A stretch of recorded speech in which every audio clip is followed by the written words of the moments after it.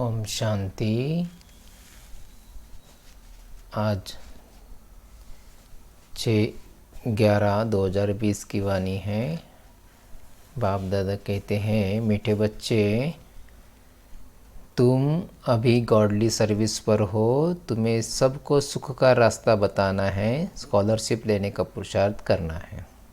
प्रश्न है, तुम बच्चों की बुद्धि में जब ज्ञान की अच्छी धारणा हो जाती है तो कौन सा डर निकल जाता है? उत्तर है, भक्ति में जो डर रहता है कि गुरु हमें श्राप न दे देवे, यह डर ज्ञान में आने से, ज्ञान की धारणा करने से निकल जाता है, क्योंकि ज्ञान मार्ग में श्राप कोई दे न सके। रावण श्राप देता है, बाप वर्षा देते हैं। रिद्धि सिद्धि सीखने वाले ऐसा तंग करने का, दुख देने का काम करते हैं। ज्ञान में तो तुम बच्चे सबको सुख पहुंचाते हो। ओम शांति।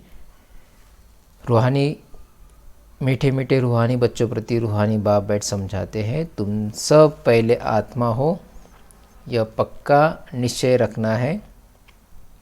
बच्चे जानते हैं हम आत्माएं परमधाम से आती हैं यहाँ शरीर लेकर पाठ बजाने।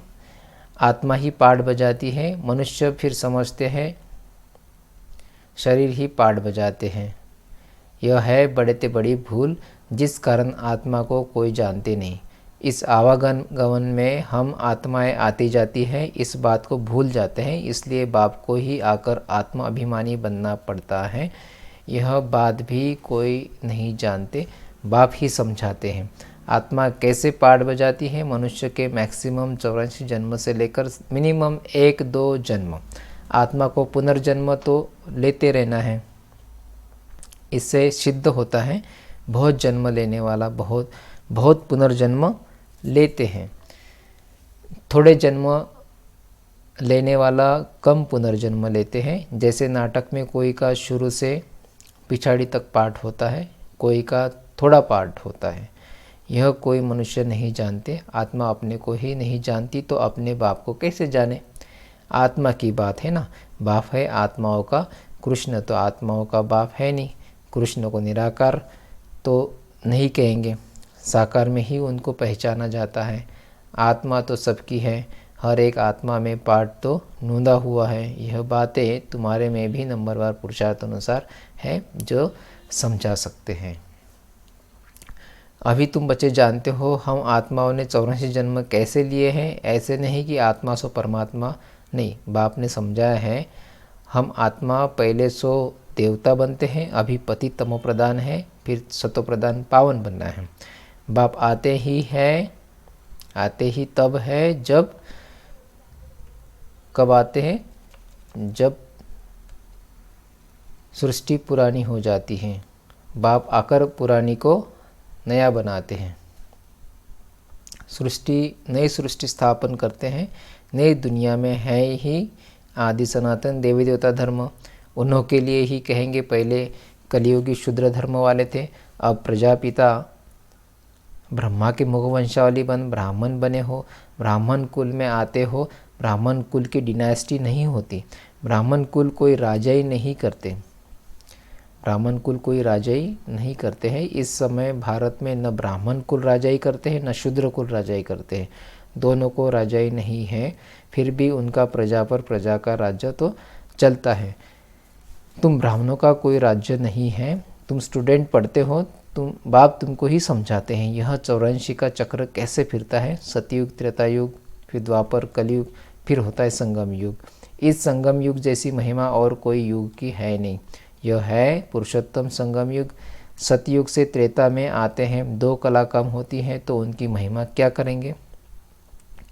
गिरने की महिमा थोड़ी होती है। कलयुग को कहा जाता है पुरानी दुनिया। अब नई दुनिया स्थापन होनी है, जहाँ देवी देवताओं का राज्य होता है।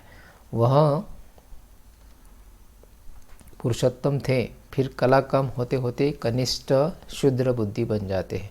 उनको पत्थर बुद्धि भी कहा जाता है। ऐसे पत्थर बुद्धि बन जाते हैं जो जिनकी पूजा करते हैं उनकी जीवन कहानी को भी नहीं जानते। बच्चे बाप का जीवन न जाने तो वर्षा कैसे मिले? अभी तुम बच्चे बाप के जीवन को जानते हो। उनसे तुमको वर्षा मिल रहा है, बेहद के बाप को याद करते हो, तुम माता पिता हम बालक तेरे कहते हो तो जरूर बाप आया होगा, तब तो सुख घनेरे दिए होंगे ना। बाप कहते हैं मैं आया हूँ, अथाह सुख तुम बच्चों को देता हूँ। बच्चों की बुद्धि में यह नॉलेज अच्छी रीति रहनी चाहिए, इसलिए तुम स्वदर्शन चक्रधारी बनते हो। तुमको अब ज्ञान का तीसरा नेत्र मिला है। तुम जानते हो हम सो देवता बनते हैं, अब शूद्र से ब्राह्मण बने हैं, कलयुगी ब्राह्मण भी हैं तो सही ना। वो ब्राह्मण लोग जानते नहीं कि हमारा धर्म अथवा कुल कब स्थापन हुआ, क्योंकि वह है ही कलियुगी। तुम अभी डायरेक्ट प्रजापिता ब्रह्मा की संतान बने हो और सबसे उच्च कोटि के हो। बाप बेट तुम्हारी पढ़ाई की सर्विस, संभालने की सर्विस और श्रृंगारने की सर्विस करते हैं। तुम भी हो ऑन गॉडली सर्विस ओनली। बाप कहते हैं, बाप गॉड फादर भी कहते हैं हम आए हैं सब बच्चों की सर्विस में।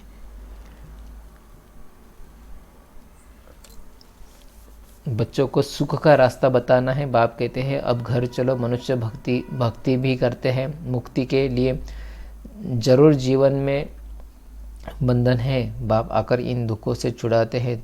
तुम बच्चे जानते हो त्राही त्राही करेंगे, हाहाकार के बाद जय जयकार होनी है। अब तुम्हारी बुद्धि में है कितनी हाय हाय करेंगे।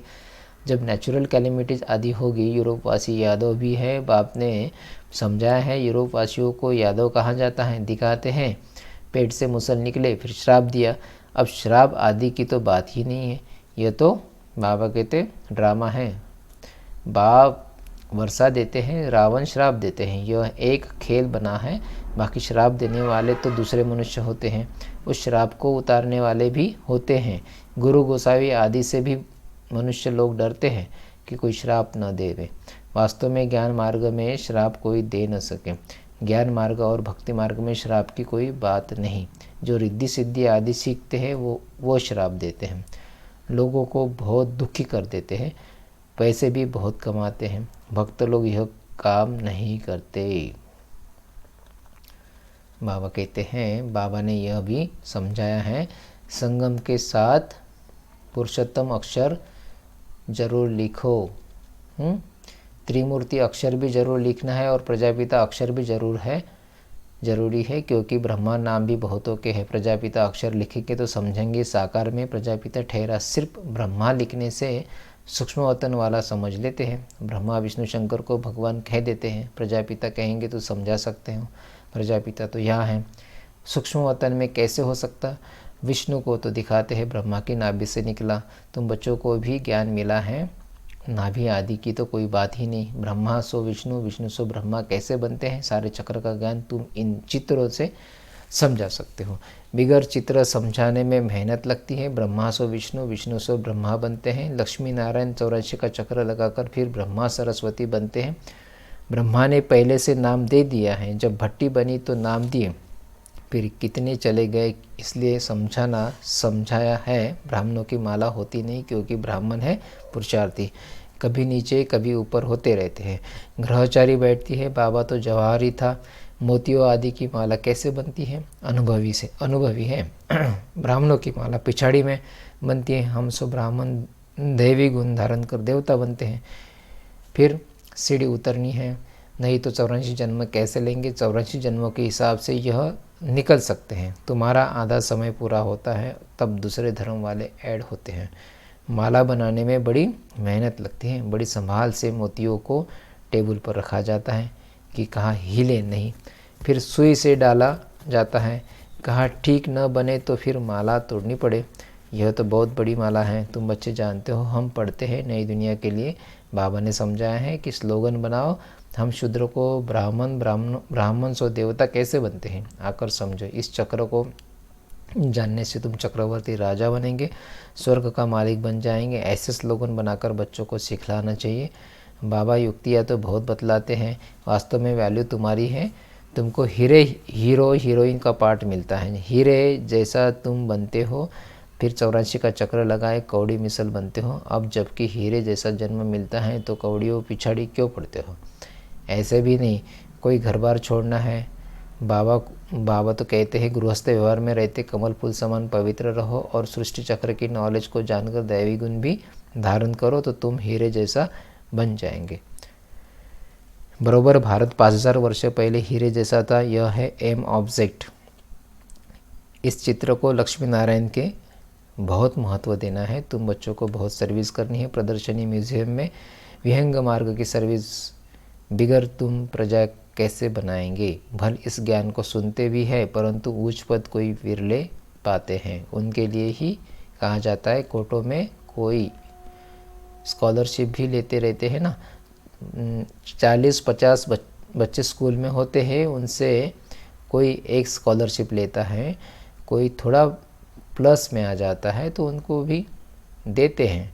यह भी ऐसे हैं, प्लस में बहुत है, 8 दाने है, 100 भी नंबरवार है ना, वह पहले राजगद्दी पर बैठेंगे, फिर कला कम होती जाएंगी। लक्ष्मी नारायण का चित्र है नंबर 1, उनकी भी डिनाइस्टी चलती है परंतु चित्र लक्ष्मी नारायण का ही दिया हुआ है। यहाँ तुम जानते हो चित्र तो बदलते जाते हैं। चित्र देने से क्या फ़ायदा, नाम रूप देश काल सब बदल जाता है।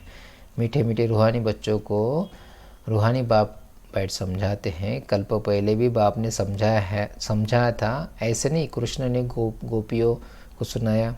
कृष्ण के गोपियाँ होते नहीं, न उनको ज्ञान सिखाया जाता है। वह तो है सतयुग का प्रिंस, वहाँ कैसे राजयोग सिखाएंगे, वह पतित को पावन बनाएंगे। अब तुम अपने बाप को याद करो। बाप फिर टीचर भी है, टीचर को स्टूडेंट कभी भूल न सके, बाप को बच्चे भूल न सके, गुरु को भी भूल न सके। बाप तो जन्म से ही होता है, टीचर 5 वर्ष बाद मिलता है, फिर गुरु वानप्रस्थ में मिलता है। जन्म से ही गुरु करने का तो कोई फायदा नहीं है। गुरु की गोद लेकर फिर दूसरे दिन मर जाते हैं। फिर गुरु क्या करते हैं, गाते भी हैं, सद्गुरु बिगर गति नहीं। सद्गुरु को छोड़ वह फिर गुरु कह देते हैं। गुरु तो ढेर है। बाबा कहते हैं बच्चे तुम्हें कोई देहधारी गुरु आदि करने की दरकार ही नहीं है। तुम्हें किसी से भी कुछ मांगना नहीं है। कहा भी जाता है मांगने से मरना भला। सबको चिंता रहती है हम कैसे अपने पैसे ट्रांसफ़र करें दूसरे जन्म के लिए। वह ईश्वर अर्थदान पुण्य करते हैं तो उसका रिटर्न इस ही पुरानी सृष्टि में अल्पकाल के लिए मिलता है। यहाँ तुम्हारा ट्रांसफ़र होता है नई दुनिया में और 21 जन्म के लिए। तन मन धन प्रभु के आगे अर्पण करना है। सो तो जब आए तब अर्पण करेंगे ना। प्रभु को कोई जानते ही नहीं तो गुरु को पकड़ लेते हैं, धन आदि गुरु के आगे अर्पण कर देते हैं। वारिस नहीं होता है तो सब गुरु को दे देते हैं। आजकल कायदे अनुसार ईश्वर अर्थ भी कोई देते नहीं है। बाप समझाते हैं मैं गरीब निवाज हूँ इसलिए मैं आता ही भारत में हूँ, तुमको आकर विश्व का मालिक बनाता हूँ। डायरेक्ट और इनडायरेक्ट में कितना फ़र्क है वह जानते कुछ भी नहीं है, सिर्फ कह देते हैं हम ईश्वर अर्पण करते हैं। सब बेसमझी है, सब बेसमझी। तुम बच्चों को अब समझ मिलती है तो तुम बेसमझ से समझदार बने हो। बुद्धि में ज्ञान है। बाप तो कमाल करते हैं। ज़रूर बेहद के बाप से बेहद का वर्षा ही मिलना चाहिए। बाप से तुम वर्षा लेते हो सिर्फ दादा द्वारा, दादा भी उनसे वर्षा ले रहे हैं। वर्षा देने वाला एक ही है, उनको ही याद करना है। बाप कहते हैं बच्चे मैं इनके बहुत जन्मों के अंत में आता हूँ, इनमें प्रवेश कर इनको भी पावन बनाता हूँ जो फिर यह फरिश्ता बन जाते हैं। बैच पर तुम बहुत सर्विस कर सकते हो। तुम्हारा यह सब है अर्थ सहित बैच। यह तो जीवदान देने वाला चित्र है। इनकी वैल्यू का किसको भी पता नहीं है और बाबा को हमेशा बड़ी चीज़ पसंद आती है जो कोई भी दूर से पढ़ सके। अच्छा मीठे मीठे सिकल दे बच्चों प्रति माता पिता बाप दादा का याद पर और गुड मॉर्निंग। रूहानी बाप के रूहानी बच्चों को नमस्ते। हम रूहानी बच्चों की रूहानी बाप दादा को याद प्यार गुड मॉर्निंग नमस्ते। सदा रहेंगे हंसते हंसते और बनेंगे फरिश्ते। शुक्रिया बाबा, शुक्रिया आपका, लाख लाख शुक्रिया। ओम शांति। धारणा की पॉइंट है बाप पहली पॉइंट है, बाप से बेहद का वर्षा लेने के लिए डायरेक्ट अपना तन मन धन ईश्वर के आगे अर्पण करने में समझदार बनना है। अपना सब कुछ 21 जन्म के लिए ट्रांसफ़र कर लेना है। दूसरी पॉइंट है, जैसे बाप पढ़ाने की, संभालने की और श्रृंगारने की सर्विस करते हैं, ऐसे बाप समान सर्विस करनी है। जीवन बंध से निकाल सबको जीवन मुक्ति में ले जाना है। वरदान है आज का, सर्व खजानों की इकोनॉमी का बजट बनाने वाले महीन पुरुषार्थी भव। जैसे लौकिक रीति में यदि इकोनॉमी वाला घर न हो तो ठीक रीति से नहीं चल सकता, ऐसे यदि निमित्त बने हुए बच्चे इकोनॉमी वाले नहीं हैं तो सेंटर ठीक नहीं चलता।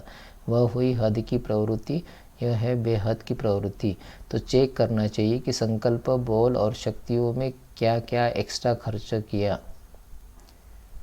जो सर्व खजानों की इकोनॉमी का बजट बनाकर उसी अनुसार चलते हैं उन्हें ही महीन पुरुषार्थी कहा जाता है। उनके संकल्प, बोल, कर्म व ज्ञान की शक्तियाँ कुछ भी व्यर्थ नहीं जा सकती। स्लोगन है, स्नेह के खजाने से मालामाल बन सबको स्नेह दो और स्नेह लो। स्नेह के खजानों से मालामाल बन सबको स्नेह दो और स्नेह लो। अच्छा, ओम शांति।